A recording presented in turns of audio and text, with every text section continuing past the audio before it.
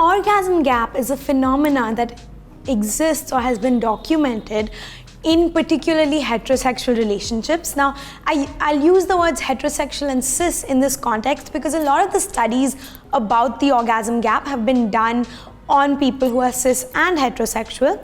So according to this theory or this phenomena, people with vaginas tend to orgasm much less in heterosexual contexts than people with penises. And actually those people who, those relationships where people orgasm the most tend to be relationships where there are two people with vaginas or cis women in lesbian relationships.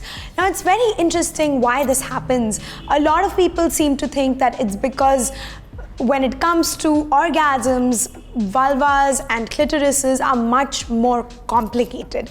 But in reality, it is informed by a lot of socio and cultural factors where people talk about male pleasure or pleasure for men in society a lot more willingly than they talk about pleasure for people with vaginas, with any marginalized gender identity.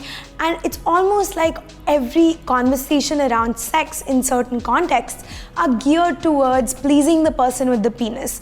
Now I'll use the words penis and men somewhat interchangeably, but when I use it, I mean cis men, because in a patriarchal society, a lot of times there's this idea that sex is designed to serve men. And cis men are the only people who want to have sex or desire having sex, when in reality that's simply not true. Anyone of any gender with any anatomy can desire sex or not desire sex, and anyone can also experience orgasm.